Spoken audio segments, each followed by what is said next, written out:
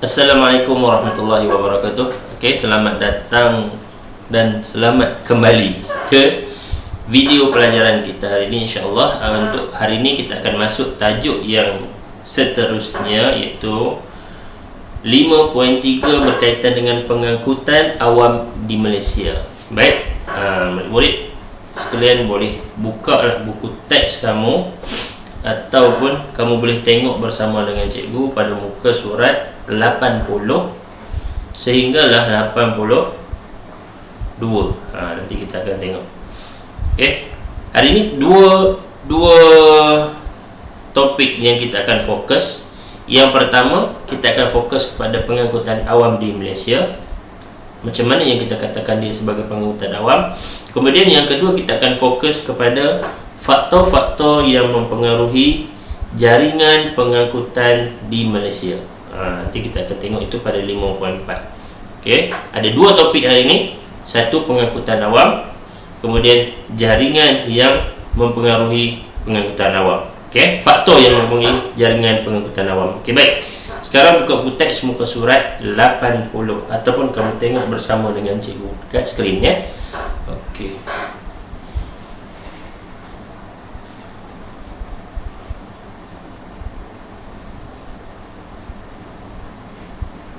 Okey.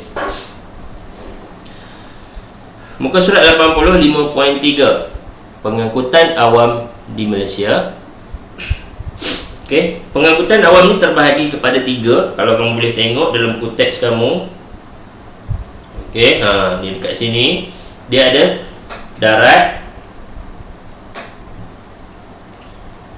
ada air dan ada udara. Ini dekat Malaysia.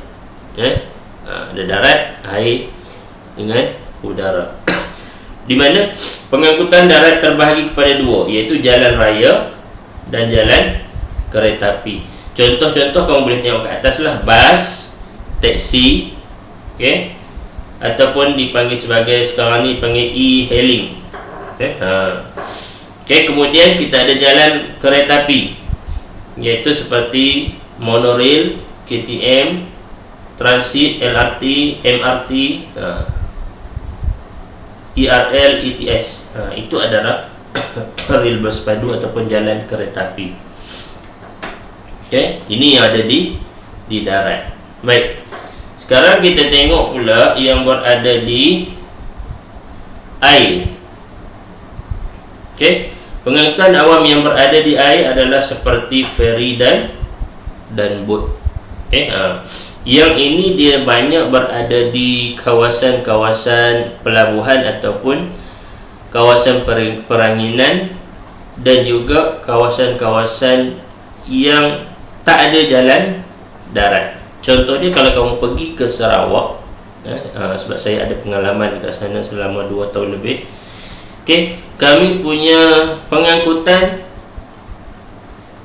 kami menggunakan yang ni. Pengangkutan ni lah yang kami gunakan setiap hari untuk nak keluar ke pekan. Untuk nak keluar ke pekan yang besar, inilah pengangkutan utama dia. Okey, kita kena naik bot express. Okey, yang macam ni biasanya ada dekat pelabuhan-pelabuhan untuk pelancongan. Contoh dia, kalau kata kamu pergi ke Penang, nak naik feri, naik inilah. Okey, kemudian kita beralih kepada pengangkutan awam udara. Okey, iaitu kapal terbang. Sekarang ni kapal terbang dia punya perjalanan pun dah tak banyak sebab COVID ni kan. Jadi nak terbang pun nak ke mana kan, sebab tak boleh nak rentas. Okey, baik. Jadi dalam pengangkutan awam ni kita terbahagi kepada 3. Kamu kena ingat, yang pertama udara, yang kedua air, yang ketiga darat. Okey, darat, air, udara. Okey, ada 3 pengangkutan awam yang ada di Malaysia. Sebenarnya ada yang lain, tapi yang paling utama di Malaysia adalah udara, iaitu jalan darat ataupun jalan kereta api, air kita ada ferry dengan boat express, udara kita ada kapal terbang. Baik, seterusnya kita akan terus ke muka surat 81. Okey, kita akan tengok faktor yang mempengaruhi jaringan pengangkutan di Malaysia. Dalam faktor ni,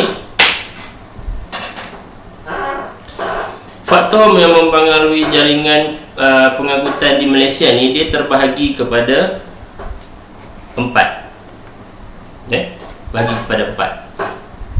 Okey, yang pertama adalah bentuk muka bumi, yang kedua kemajuan teknologi, yang ketiga dasar kerajaan, dan yang keempat ekonomi. Ingat, dalam faktor ni dia ada 4 dalam geografi tingkatan 2 yang kita belajar.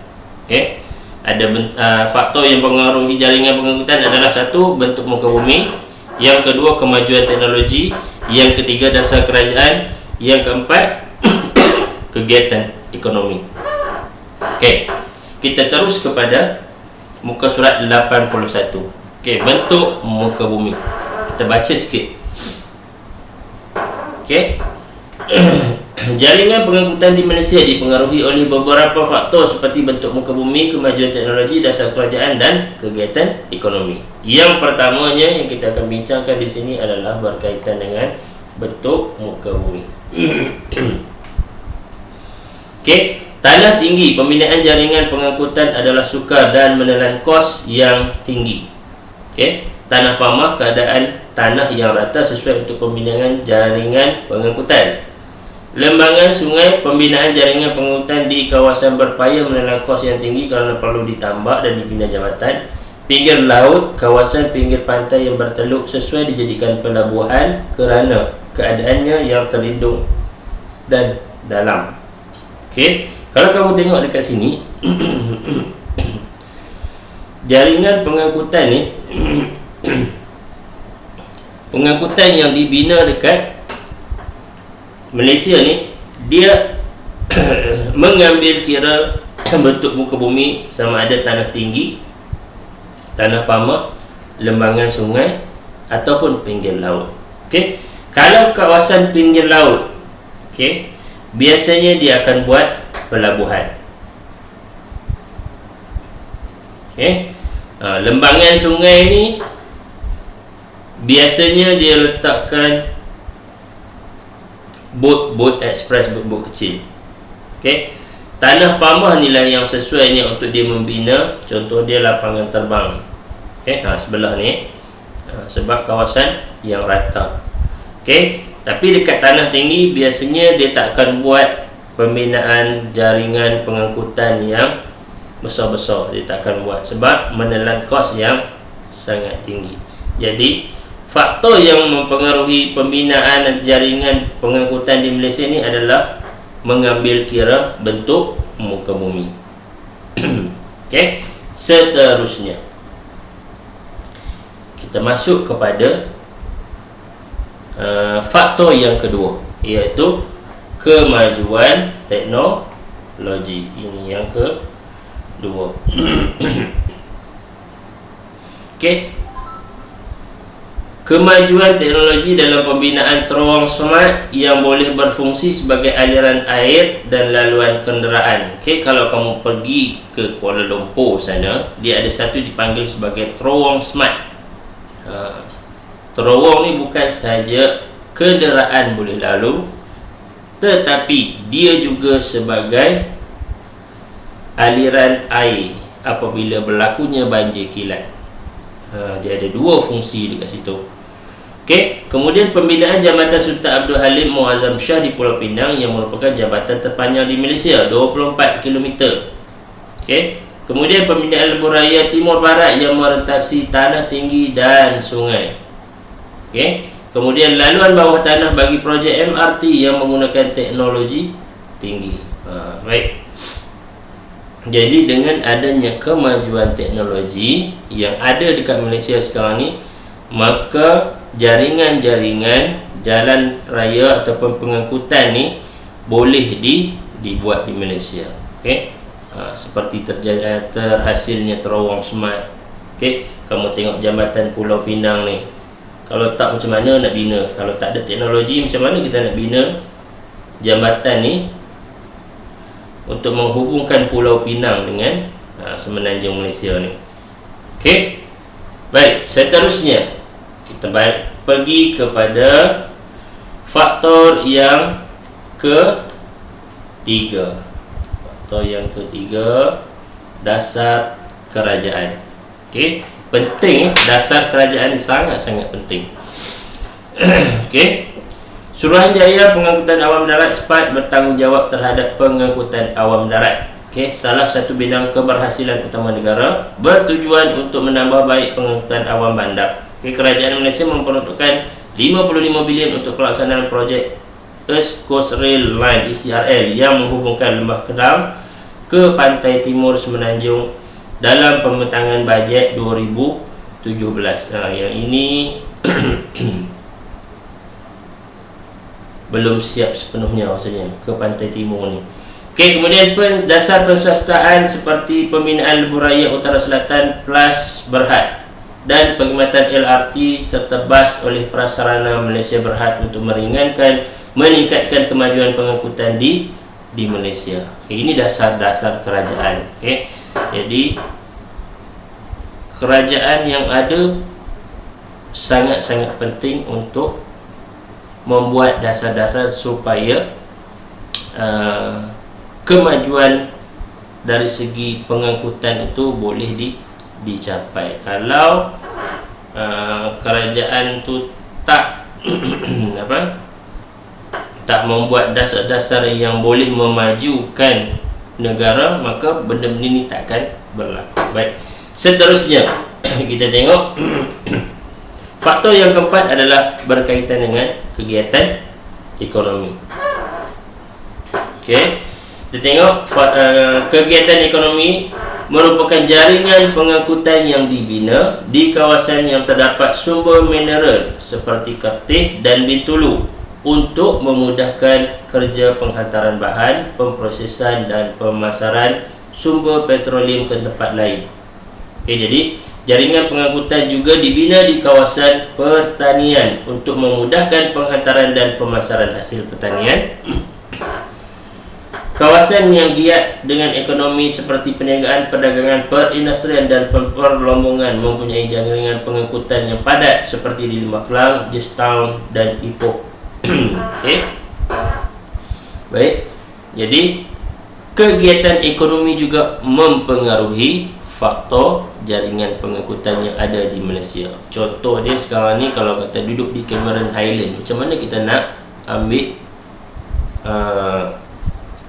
buah strawberry kalau tak ada jaringan pengangkutan? Jadi dibinalah satu jalan untuk nak naik ke puncak Cameron tu supaya orang yang kat tempat lain pun boleh rasa buah strawberry, sebab nak tanam strawberry ni perlu di tempat sejuk.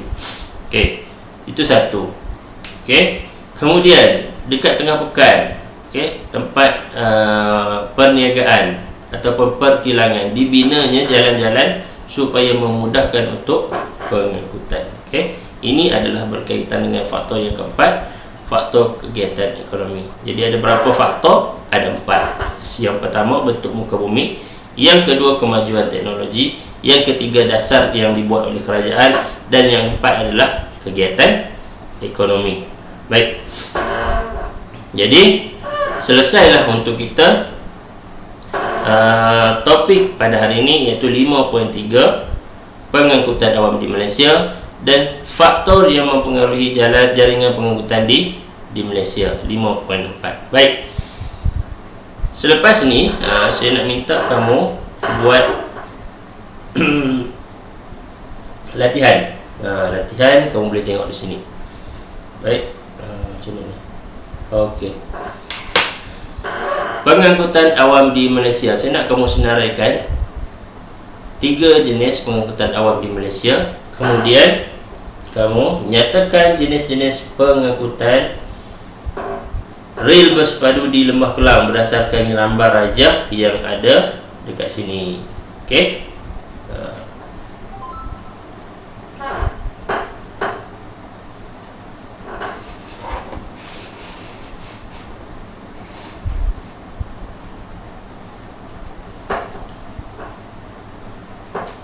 Okey, itu saja untuk hari ini. InsyaAllah kita akan sambung topik yang seterusnya pada video yang akan datang. Okey, Assalamualaikum warahmatullahi wabarakatuh.